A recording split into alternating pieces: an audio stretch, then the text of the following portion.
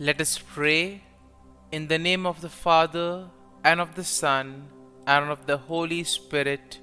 Amen. O Jesus, through the Immaculate Heart of Mary, I offer you my prayers, works, joys, and sufferings on this day for all the intentions of your Sacred Heart, in union with the holy sacrifice of the Mass throughout the world, in reparation for my sins, for the intentions of all my relatives and friends, and in particular for the intentions of the Holy Father. Amen. Let us pray for the intentions of the Holy Father for the month of August. For political leaders, we pray that political leaders be at the service of their own people, working for integral human development and for the common good, especially caring for the poor and those who have lost their jobs. Our Father, who art in heaven, hallowed be thy name. Thy kingdom come, thy will be done, on earth as it is in heaven. Give us this day our daily bread, and forgive us our trespasses, as we forgive those who trespass against us. And lead us not into temptation, but deliver us from evil. Amen. Hail Mary, full of grace, the Lord is with you. Blessed are you amongst women, and blessed is the fruit of thy womb, Jesus. Holy Mary, Mother of God, pray for us sinners, now and at the hour of our death. Amen.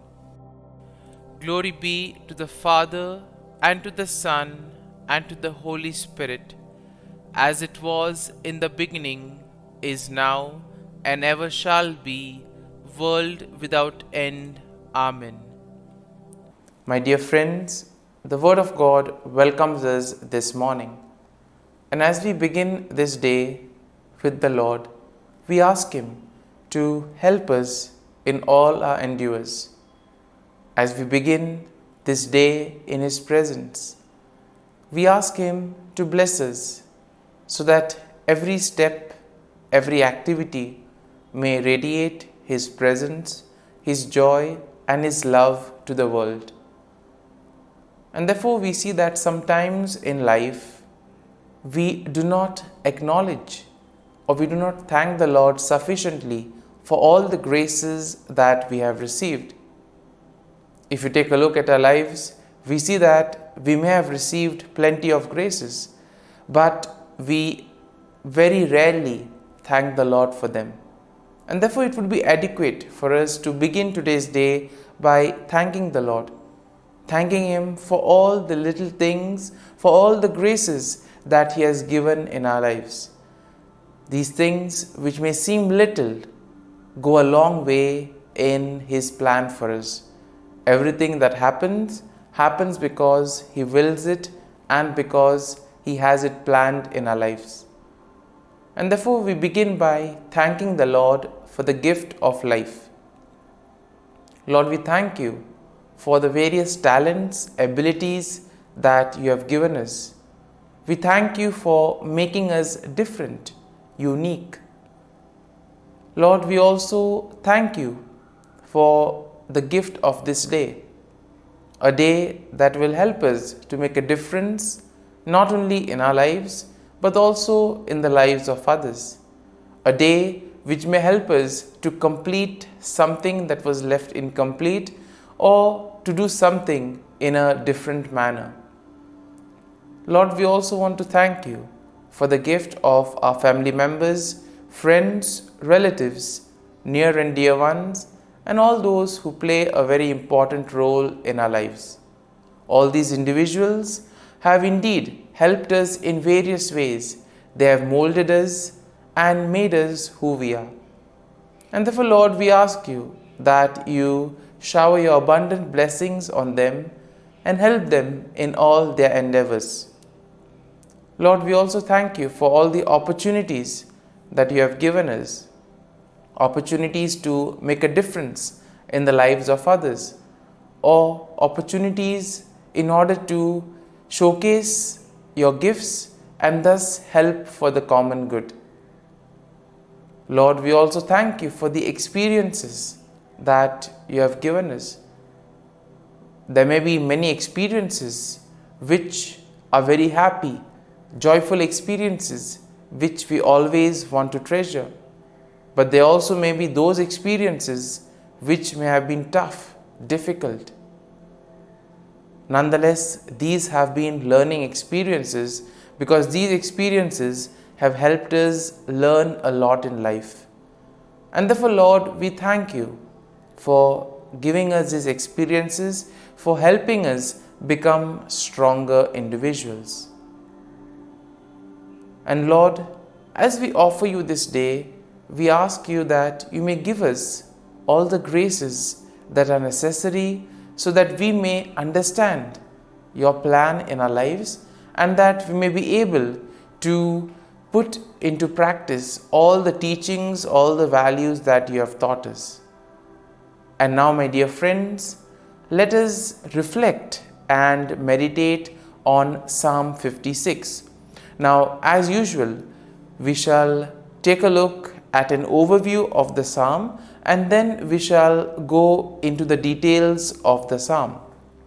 Now, we see that Psalm 56 generally is a psalm of lament that is attributed to David, and it is believed to have been written during a time when David was in distress and he was facing opposition from his enemies. Now, the psalm can be divided into three main sections. The first basically includes a plea for God's mercy and protection, and this is a theme that we will find in verses 1 to 4. Then as we move to verses 5 to 7, we see that there is a kind of a description of the actions and the intentions of David's enemies. And finally, in verses 8 to 13, we see a declaration of trust and praise in God. And therefore, in a way, we can see that this psalm also would help us, especially in times of our difficulties when we face a lot of challenges in life. Now, overall, we see that Psalm 56 will showcase David's plea for God's mercy and protection in the face of opposition. This psalm also highlights the trust that David had in God's faithfulness and power, despite the actions of his enemies.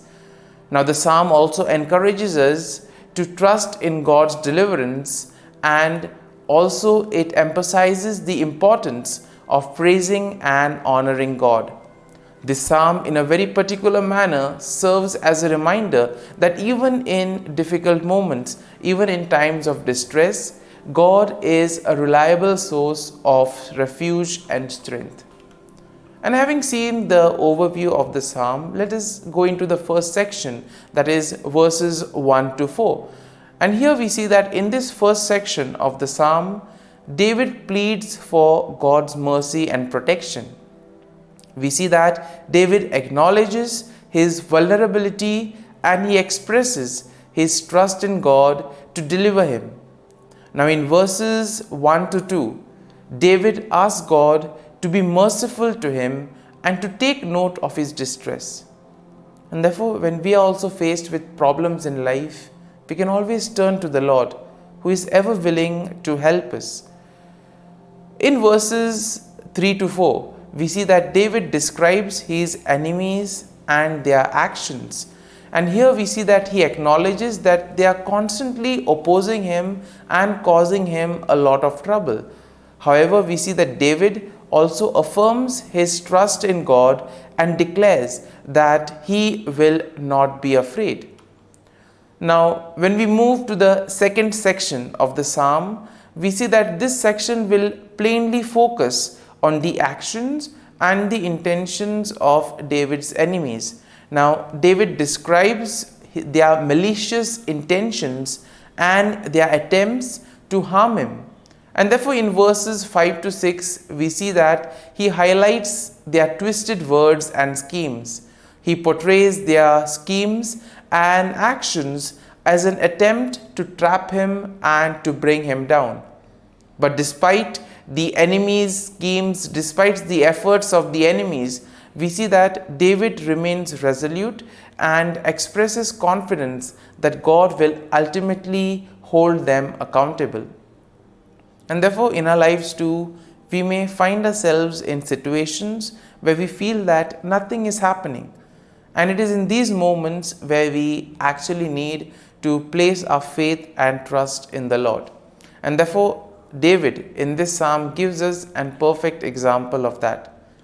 Now, the third section of this psalm shifts to a declaration of trust and praise in God.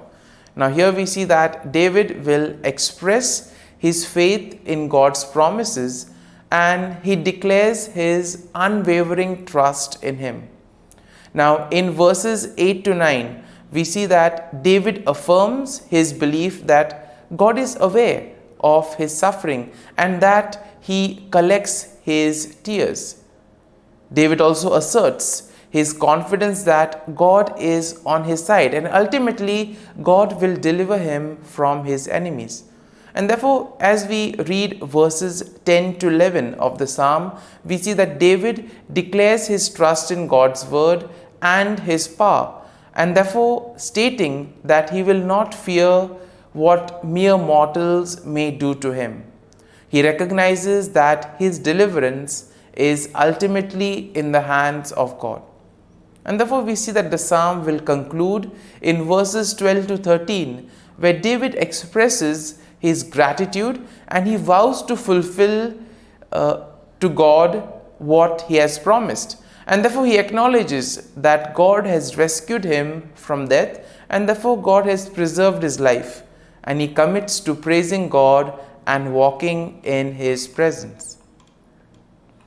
My dear friends, as we have reflected on the psalm, let us now close our eyes at this morning hour and let us thank the Lord. Let us praise the Lord. Let us glorify the Lord. Loving Father, you have given us this time in the morning. You have been gracious to us. You have given us your Son, our Lord Jesus Christ, who has cleansed us from our sins. He has taken away all our sins and He has given us new life. Lord, as you have given us the Holy Spirit, we ask you, Lord, to bless us and to protect us. And therefore, Lord, for all the blessings that you have given us, all the graces that you have bestowed on us, we thank you, we praise you, and we glorify you. You have protected us all through the night, and you have given us the gift of this day. You have given us good health of mind and body. And therefore, Lord, at this morning hour, we thank you and we praise you. For your great love and mercy, O Lord, we praise you, we thank you, we glorify you. You are a merciful God. You are always there to watch over us at every step of the way. And therefore, Lord, we ask you that whatever actions we may do today, whatever steps we may take, be with us, guide us all along the way, so that whatever we may do, it may be according to your will, according to your plan, and ultimately that you may lead us to fulfill your mission. And therefore, as we reflect and meditate on the psalm, let us now spend a few moments in silence and let us take a look at what touched us as we read the psalm. There may be a sentence or there may be a phrase. Let us remain with it, asking the Lord to give us the grace so that we too may be able to become like Him, to become a light to the world and therefore spread His message of love and peace.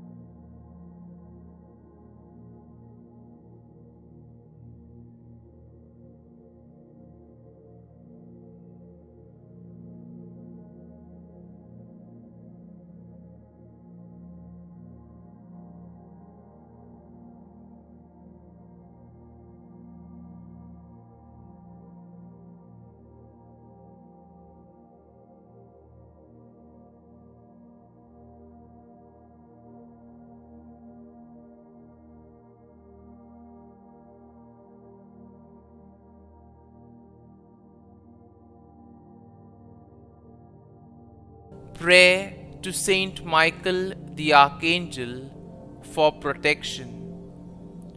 Saint Michael the Archangel, defend us in battle. Be our defense against the wickedness and snares of the devil. May God rebuke him, we humbly pray. And do thou, O Prince of the heavenly hosts, by the power of God, thrust into hell Satan and all the evil spirits who prowl about the world, seeking the ruin of souls. Amen. Act of Adoration. O Sacrament most holy, O Sacrament divine, all praise and all thanksgiving be every moment thine. Saint Gertrude Prayer for souls in purgatory. Eternal Father, I offer Thee the most precious blood of Thy divine Son, Jesus, in union with the masses said throughout the world today, for all the holy souls in purgatory, for sinners everywhere, for sinners in the universal church, those in my own home and within my family. Amen. May the divine assistance remain always with us, and may the souls of the faithful departed through the mercy of God rest in peace. Amen. Glory be to the Father, and to the Son, and to the Holy Spirit, as it was in the beginning, is now, and ever shall be, world without end. Amen.